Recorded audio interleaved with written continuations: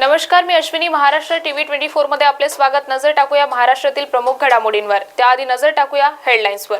पंढरपूर नगरपालिकेच्या करवाढीबाबत सर्वपक्षीय नेत्यांचा मुख्य अधिकाऱ्यांना घेरावा.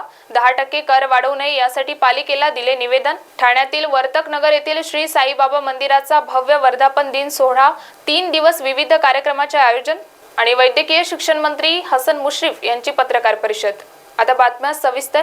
पंढरपूर नगरपालिकेने मालमत्ता धारकांचा 2023-24 या वर्षीच्या घरात 10% कर केल्याने सध्या या करवाढीला पंढरपूर घरातील नागरिकांनी आणि सर्वपक्षीय राजकीय नेत्यांनी विरोध केला आहे. हा 10% कर वाढवू नये यासाठी पालिकेला निवेदन देण्यात आले. नगरपालिकेने वाढवलेल्या 2023-24 वर्षाचा कर हा प्रशासन अधिकाऱ्याला वाढवण्याचा अधिकार आहे का?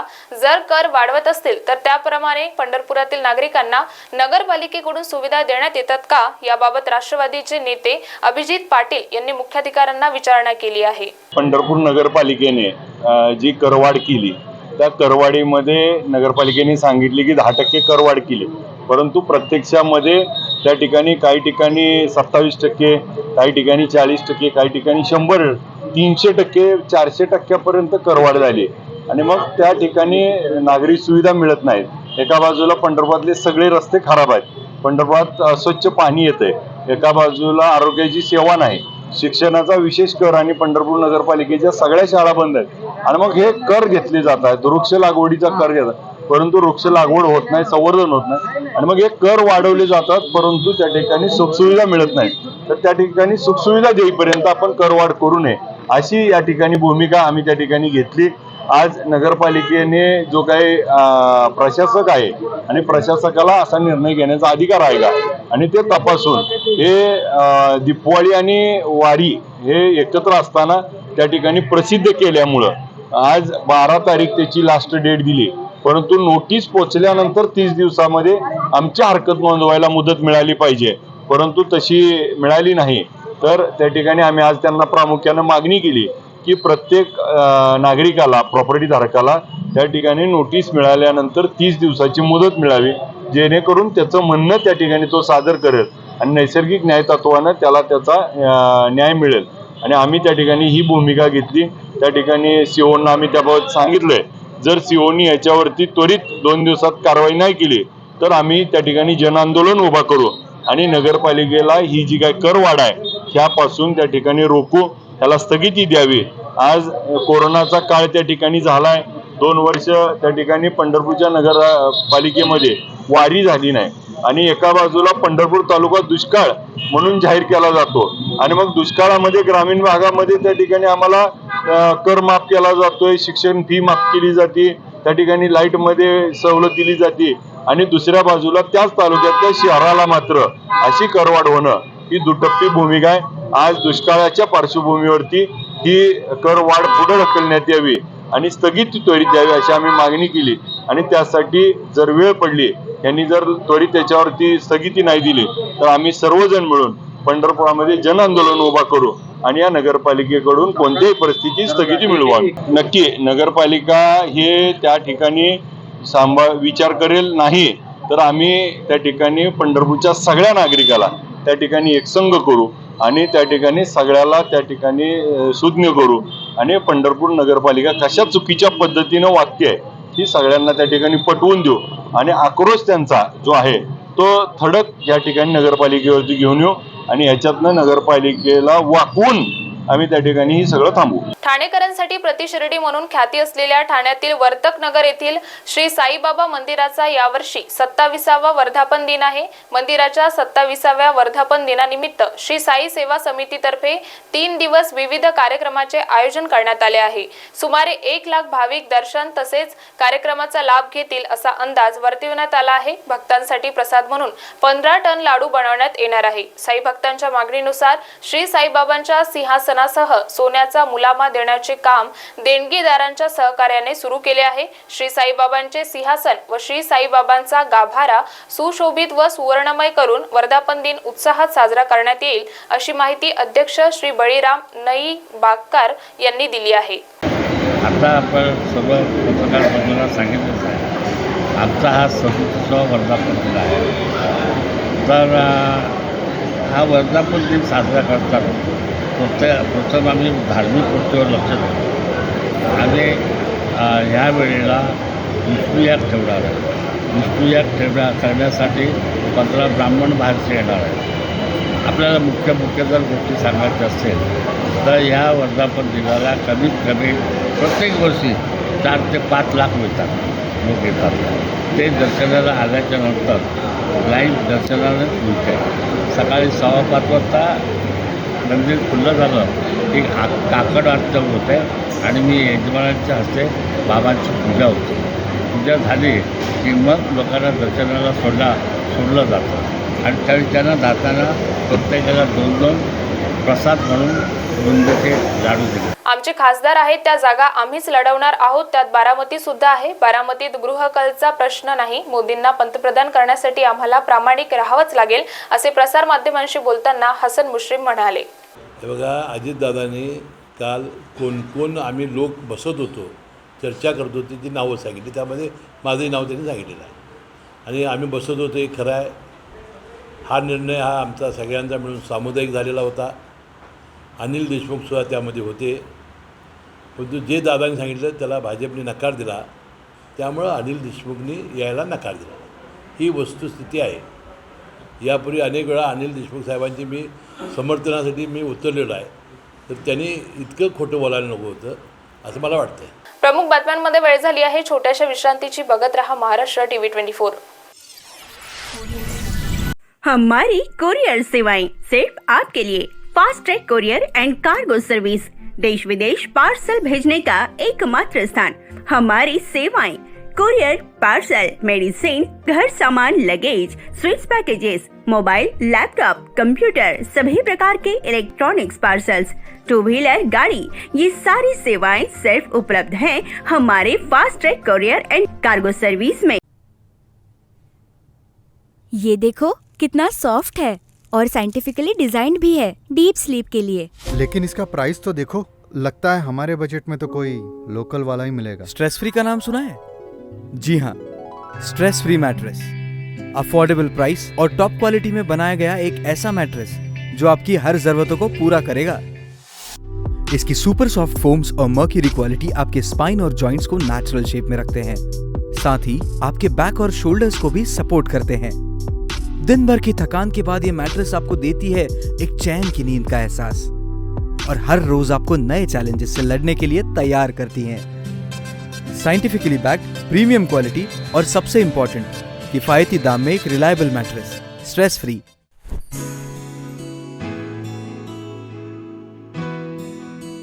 Stress free mattress, rest your body and soul. Available in all leading stores near you. For business inquiries, please contact. विश्रांतीनंतर आपले स्वागत. वळूया समोरील बातम्यांकडे. सोलापूर राज्य उत्पादन शुल्क विभागाने मागील महिनाभरात तब्बल 38 धाब्यांवर धाडी टाकल्या आहेत. यामध्ये 38 धाबा मालक आणि 111 मद्यपींना अटक केलेली आहे. या बाबतीत सोलापूर जिल्हा न्यायालयाने तब्बल 11 लाखांचा दंड देखील ठोठावला आहे. राज्य उत्पादन शुल्क विभागाकडून मागील 8 महिन्यात जिल्हाभरात एकूण 38 धाब्यांवर धाडी टाकण्यात आली असून 38 धाबा मालक व 111 मद्यपी ग्राहकांना अटक केलेली आहे. तसेच मान्य न्यायालयाने या प्रकरणात एकूण 11,99,000चा दंड संबंधितांना ठोठावला असून तो शासन जमा करण्यात आलेला आहे. उजनी धरणातून अक्कलकोट विधानसभा मतदारसंघातील गावांना हक्काचे पाणी मिळावे यासाठी शेकडो शेतकऱ्यांनी दक्षिण सोलापूर तालुक्यातील कुंभारी येथे बेमुदत उपोषण सुरू केले आहे. अक्कलकोट तालुक्यातील 51 गाव, दक्षिण सोलापूर तालुक्यातील 21 गावांना उजनी धरणातून हक्काचे 3 TMC पाणी मिळावे अशी मागणी शेतकऱ्यांनी केली आहे. दक्षिण सोलापूर तालुक्यातील शेतकऱ्यांनी आमरण उपोषणाला सुरुवात केली आहे. एकरूप उपसा सिंचन योजनेअंतर्गत अक्कलकोट तालुक्यातील 51 गावे, दक्षिण सोलापूर तालुक्यातील 21 गावांना उजनी धरणातून पाणी देण्याची ही योजना करण्यात आली. उजनी धरणातून पाणी अक्कलकोटसह दक्षिण सोलापूर तालुक्यातील शेतकऱ्यांना मिळत नसल्याने शेतकऱ्यांनी आंदोलनाचे हत्यार उपसले असून जोपर्यंत पाणी मिळणार नाही तोपर्यंत आमरण उपोषण मागे घेतले जाणार नाही असा इशारा यावेळी शेतकऱ्यांनी राज्य सरकारला दिला आहे. एक शेतकरी पुत्र मी आज माझ्या मातीतल्या माणसांसमवेत, माझ्या मातीतल्या शेतकऱ्यांसाठी, माझ्या बापासाठी, माझ्या प्रत्येक त्या भावासाठी जो त्याच्या सायकलला घागरी बांधून पाणी घेऊन जातो, माझ्या त्या प्रत्येक माय माऊलीसाठी जी डोक्यावर घागर घेऊन जाते, त्या सगळ्यांसाठी आज आम्ही इथं शेतकरी वर्ग आज रस्त्यावरती उतरलेलो आहेत. हे आमच्या हक्काचं पाणी म्हणजेच उजनीचं 3 TMC पाणी आमच्या दक्षिण तालुक्यातील 35 गावांना, शिवाय अक्कलकोट तालुक्यातील 51 गावांना आणि हेच पाणी आपल्या कुरनूर धरणामध्ये घेऊन जाण्यासाठी आज इथं कुंभारीमध्ये उपोषणासाठी बसलेलो आहेत, आंदोलनासाठी बसलेलो आहेत. आपले पाठीमागे शेतकरी बांधव दिसत आहेत जे उपोषणासाठी बसलेले आहेत. आणि जोपर्यंत पाणी आमच्या तालुक्याला येणार नाही तोपर्यंत जीव गेला तरी बेहत्तर, मडासुद्धा उचलू देणार नाही. इथून पाणी येईल.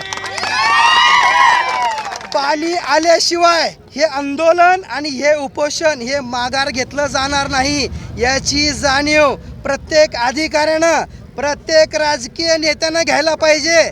अन्यथा तुम्हाला हे माझ्याकडे ज्या 52 गावांची आणि 21 गावांची लिस्ट आहे, एकूण 72 गावांची, या 72 गावांमध्ये तुमचं प्रचार करणं सुद्धा अवघड होईल, असं मला या तुमच्या सगळ्या पत्रकारांच्या माध्यमातून मला सगळ्या राजकीय पुढाऱ्यांना सांगायचं.